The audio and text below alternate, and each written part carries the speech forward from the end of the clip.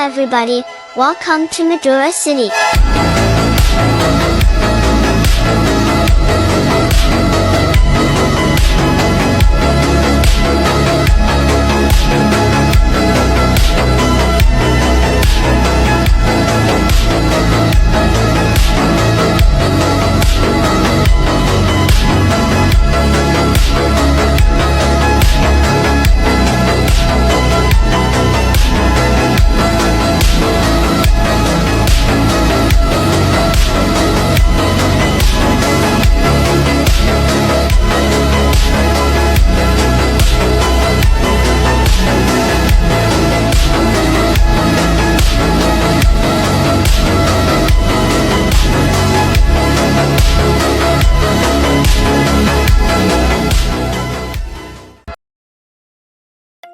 Assalamualaikum warahmatullahi wabarakatuh. Di sini saya akan menjelaskan tentang poin yang pertama, yaitu pendidikan multikultural di Madura.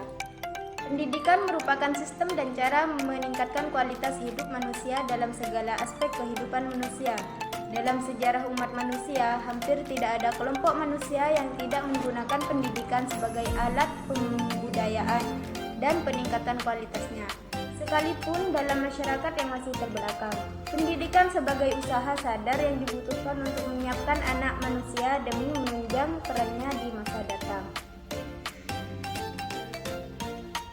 Yudhistira Kagarna berpendapat bahwa dalam masyarakat majemuk terdapat dua tradisi dalam sejarah pemikiran sosial. Yang pertama itu adalah bahwa kemajemukan itu merupakan suatu keadaan yang memperlihatkan wujud pembagian kekuasaan di antara kelompok-kelompok masyarakat yang bergabung atau bersatu, dan rasa menyatu itu dibangun melalui dasar kesetiaan, kepemilikan nilai-nilai bersama, dan perimbangan kekuasaan.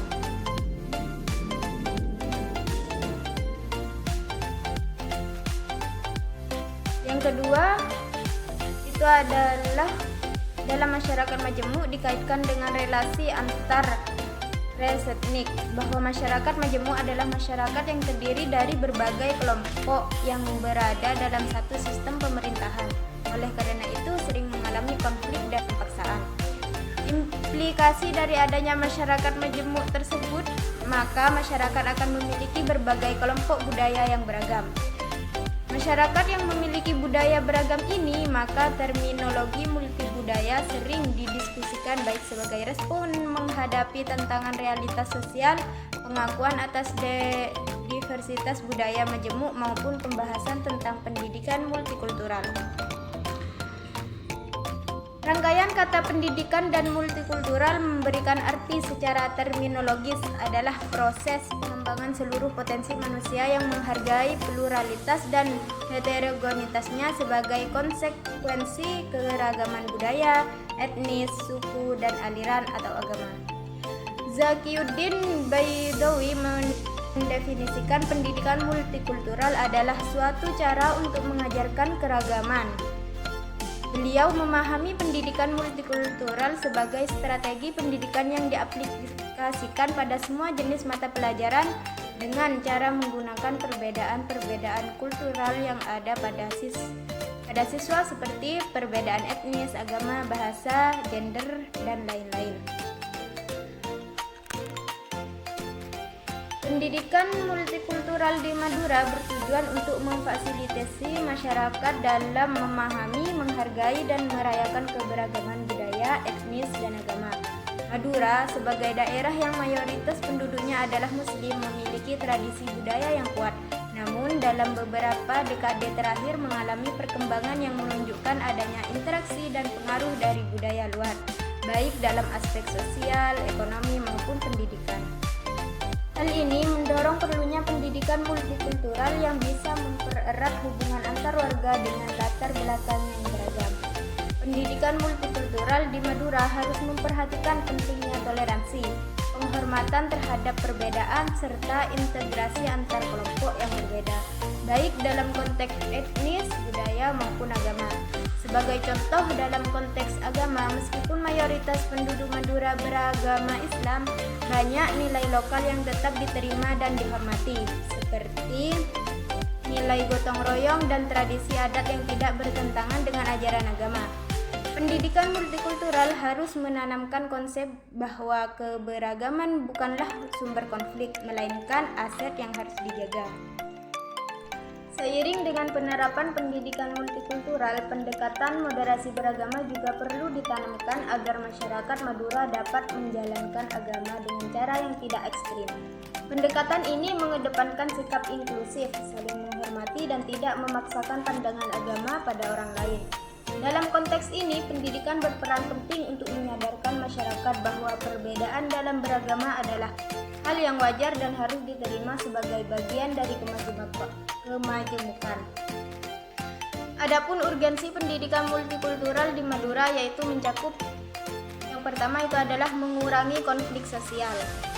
Yang kedua, mendorong kerjasama sosial dan yang ketiga itu mempertahankan nilai lokal dan agama. Mengurangi konflik sosial. Pendidikan multikultural yang inklusif juga harus disertai dengan kurikulum yang mengedepankan pengajaran tentang keberagaman, bukan hanya dalam teori tetapi juga dalam praktik kehidupan sehari-hari.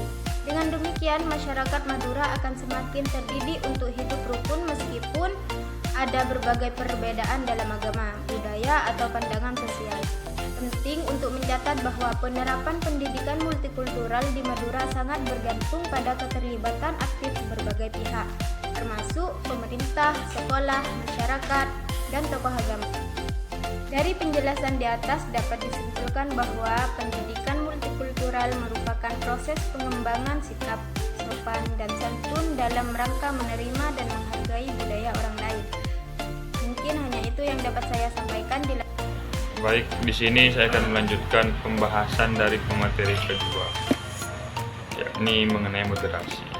Nah, secara etimologi, moderasi berasal dari bahasa Latin, yaitu moderatio, yang berarti kesedangan, atau bisa dimaknakan dengan tidak berlebihan dan tidak kekurangan. Dalam bahasa Inggris, kata moderasi berasal dari kata moderation, sering digunakan dalam pengertian average, yang artinya rata-rata, atau core, inti, atau standar, baku, atau yang memiliki arti sedang atau sikap tidak berlebihan. Nah, dapat kita simpulkan dari beberapa makna tadi bahwa moderasi adalah sikap yang tidak terlalu condong ke suatu objek. Nah, dalam bahasa Arab, kata moderasi diambil dari kata wasatiyah, yang memiliki makna tengah-tengah, yang bermakna berada atau duduk di tengah-tengah tempat, atau tengah-tengah, atau yang sederhana atau biasa-biasa saja. Nah, sementara dalam bahasa Indonesia, kata wasat yang secara subjeknya disebutkan dengan wasit, yang mana kita ketahui bahwa wasit seperti wasit paling mudahnya wasit sepak bola, yang mana tugas wasit di sana menengahi atau menghindari sikap-sikap atau perilaku-perilaku yang dilakukan oleh pemain itu yang tidak diinginkan, seperti kekerasan dan lain sebagainya. Kata wasit dalam bahasa Indonesia yang memiliki 3 pengertian, yaitu penengah, perantara, pelerai, antara yang berselisih, dan pemimpin di pertandingan. Nah, sudah jelaskan seperti yang saya tadi jelaskan di awal.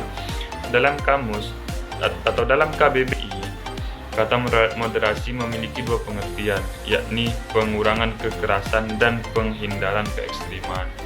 Nah, sesuai dengan yang tadi dikatakan di awal, bahwa tugas seorang wasit ini menghindari dari perilaku yang tidak diinginkan yang dapat menimbulkan kekerasan. Gitu. Adapun kata moderat diartikan sebagai selalu menghindarkan perilaku atau pengungkapan yang ekstrim dan berkecenderungan ke arah dimensi atau jalan tengah. Kata moderat itu cenderung menengahi, ke tengah-tengah. Nah, jika dikatakan orang itu bersikap moderat, itu berarti bahwa ia bersikap wajar, biasa-biasa saja, dan tidak ekstrim. Dari kata ini pula lahir kata moderator yang berarti orang yang bertindak sebagai penengah, semisal hakim, wasit, dan sebagainya. Nah, dari penjelasan yang tadi saya sampaikan, dapat disimpulkan sebagai pendekatan dalam beragama yang mengutamakan sikap moderat, seimbang, dan toleran terhadap perbedaan. Ini mencakup usaha untuk menjaga keseimbangan dan menerima perbedaan pandangan, keyakinan, dan praktik antar individu atau kelompok agama lainnya. Moderasi beragama menekankan pada pemahaman yang inklusif, menghindari kekerasan dan intoleransi, serta mendorong dialog antar umat beragama untuk menciptakan keharmonisan dalam kehidupan bermasyarakat. Nah, prinsip-prinsip moderasi beragama seringkali terkait dengan nilai-nilai universal seperti perdamaian, keadilan, dan kebebasan beragama. Mungkin hanya itu yang bisa saya sampaikan. Jika ada yang ingin ditanyakan, nanti bisa ditanyakan. Terima kasih kepada moderator. Wassalamualaikum warahmatullahi wabarakatuh. Baik, di sini saya akan menjelaskan tentang keberagaman di Madura. Madura kerap diidentikan dengan stereotip keras, kasar, dan garang yang menjurus singgungan fisik yang dikenal dengan carok. Bahkan, De Jong mendeskripsikan Madura dalam perspektif antropologis dengan segala manifestasi sosial budayanya, rentan akan ketegangan dan kekerasan. Namun, argumen tersebut terpatahkan ketika melihat lebih dalam Pulau Garam. Desa Polaken yang merupakan desa kecil di Pamekasan, Madura ini didaulat menjadi ikon kerukunan. Dalam penelitian Ketal, kerukunan masyarakat yang multi etnis dan agama tersimbolisasi dengan bangunan vihara yang megah.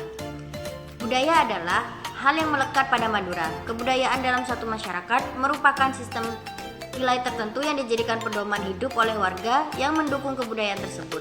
Karena dijadikan kerangka acuan dalam bertindak dan bertingkah laku, pada kebudayaan cenderung menjadi tradisi dalam suatu masyarakat. Tradisi yakni adalah sesuatu yang sulit berubah karena sudah menyatu dalam kehidupan masyarakat pendukungnya. Makin kuat tradisi keagamaan dalam satu masyarakat, akan makin terlihat peran akan makin dominan pengaruhnya dalam kebudayaan. Sebaliknya, makin sekular suatu masyarakat, maka pengaruh tradisi keagamaan dalam kehidupan masyarakat akan kian memudar. Para ahli antropologi membagi kebudayaan dalam bentuk dan isi. Menurut bentuknya, kebudayaan terdiri atas 3, yaitu sistem kebudayaan, cultural system, sistem sosial, social system, benda-benda budaya, material kultur. Madura memiliki kekhususan kultural yang tidak serupa dengan etnografi komunitas etnis lain.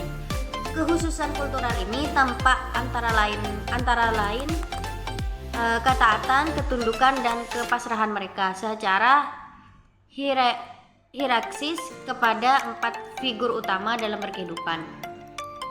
Lebih dalam praksis keberagaman, keempat figur adalah Pupa, Pepu, Guru, Rato, ayah, ibu, guru, dan pemimpin pemerintah.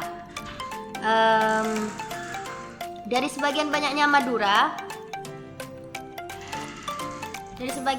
budaya Madura, ada tradisi Madura yang memang masih melegenda. Di antaranya, yang pertama kearifan lokal, tradisi carok, yang kedua rokat tase, yang ketiga lokus keilmuan, tradisi saman sebagai lokus keilmuan. Mungkin itu dari saya, kurang lebihnya mohon maaf.